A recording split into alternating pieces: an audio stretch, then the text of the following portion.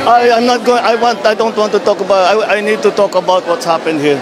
At nakita naman ninyo kung gaano kalaki ang naging sira sa infrastructure.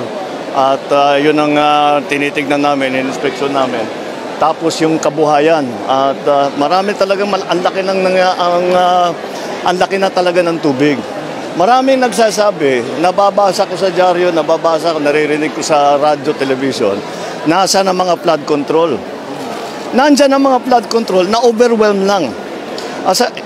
Tignan ninyo ang statistic. Nung bagyong Undoy, 400 plus centimeters ang bumagsak na tubig. Dito sa Christine, ang bumagsak na tubig is about 700 plus. Halos doble ng Undoy. Kaya yung flood control ginawa natin para sa mga baha kagaya ng Undoy. Bago ito, kausapin nyo yung mga tao. Yung mga lugar na gumuho ang lupa, ngayon lang nangyari yan. Hindi pa nangyari sa buong buhay nila, sa buong kasaysayan ng mga lugar na yon na gumuho ang lupa dahil napakalaki ng tubig. Tapos yung mga nabaha, ganun din. Bumabaha siguro dati, pero hindi ganito kalaki. Nagbago talaga ang panahon. Kaya yung climate change na aming pinag-uusapan ay talagang naging nakikita na natin. Hindi na kailangan ipaliwanag dahil unfortunately nararamdaman na talaga natin na sarili natin. Hindi na natin kailangan basahin pa yung mga report o study ng mga scientifico. Alam na natin kung gaano kabigat ang magiging epekto ng climate change. Kaya hindi bale basta tulong lang tayo ng tulong. Sir, imbestigahan yung mga flood control projects, ibubusisiin daw sa budget yung mga flood control. Oh, sige.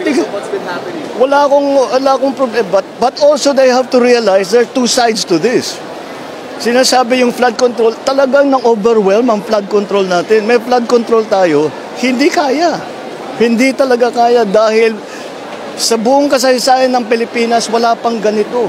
Ngayon lang natin haharapin ito. Kaya dapat maunawaan talaga ng tao, hindi lamang yung budget, kung ano yung science. What's the science? Follow the science. See what's happening. Tignan ninyo, hindi lamang dito. Nakita nyo ba yung nangyari sa Espanya?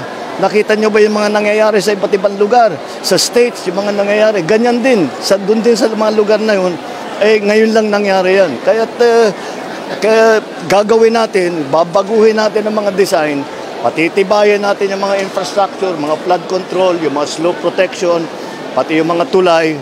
Lahat yan, kailangan natin baguhin, tignan natin na mas magandang design.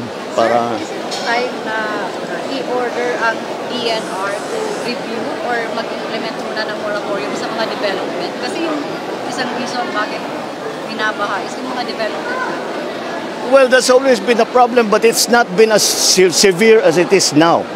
And again, it's climate change. It's something that never happened before. And it is something that we have to deal with. There's no other way. It's something that we have to deal with. We have to be smarter. We have to be more technologically aware of what is available so that we can reduce the effects. And that is why pinaglaban natin yung Loss and Damage Board na dalhin dito sa Pilipinas dahil sana sila itutulong sa atin para ayusin lahat yan. Okay? Thank you. I know. Are you satisfied with how we responded with Typhoon Christine? I'll tell you the truth. It's never enough. It's never enough. I wish we could do more. We're doing everything that we can. But, you know, when you lose a life, you lose a life. What can you do about that? It's terrible tragedy.